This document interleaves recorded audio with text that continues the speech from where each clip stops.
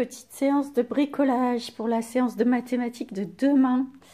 Donc tu as imprimé la feuille ou sinon tu fabriques sur une feuille blanche un gros cercle.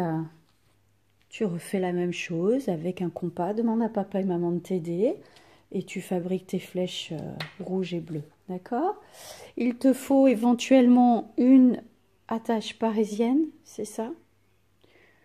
Ou quelque chose qui pourrait tenir les aiguilles, je ne sais pas. Autrement, j'en ai à l'école, quand on se verra, je vous la donnerai. Autrement, vous laissez libre vos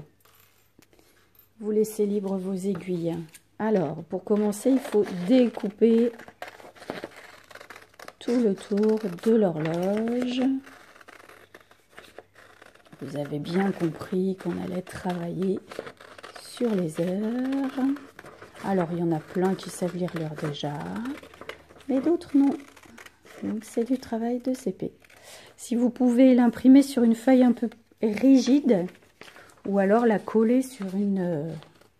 Alors après, il faut la coller sur une assiette en carton, ça serait bien. Après, vous découpez soigneusement la petite aiguille rouge.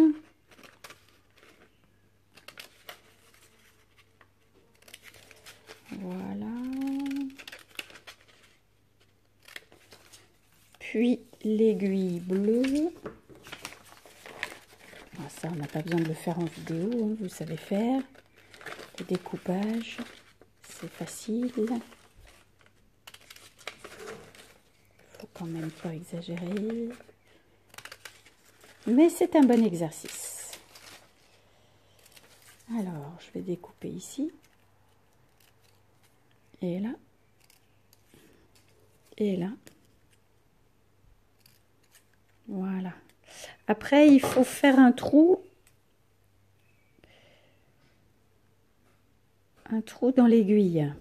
Alors, du mieux qu'on peut, hein, je sais, sur un petit papier comme ça, c'est pas facile. Et dans l'autre aiguille, si vous avez une attache parisienne, autrement on le fera à l'école, ne vous inquiétez pas. Et on fait un trou ici au milieu. Alors là, je peux utiliser ma paire de ciseaux. Voilà. Alors, je vais d'abord mettre l'aiguille bleue et après l'aiguille rouge. La petite aiguille va aller dessus. D'accord? Donc, je mets mon attache parisienne dans le petit trou en essayant de ne pas tout déchirer. Je mets dans le trou de l'aiguille bleue en essayant de ne pas tout déchirer. Et je mets le tout ici. Je retourne l'horloge. Je ne sais pas si vous avez bien vu. Et j'écarte mon attache parisienne. Voilà. Et ensuite, j'ai mon horloge comme ceci, avec mes petites aiguilles. Faites attention, c'est fragile, hein. J'espère que l'idéal, c'est de mettre du scotch avant de faire le trou, comme ça, elles seront plus solides. Alors maintenant, il va falloir qu'on écrive les heures. Donc ici, c'est 1 heure. Alors avec votre crayon de papier, vous écrivez 1. Après 2. Après 3. 4. 5. 6. 7.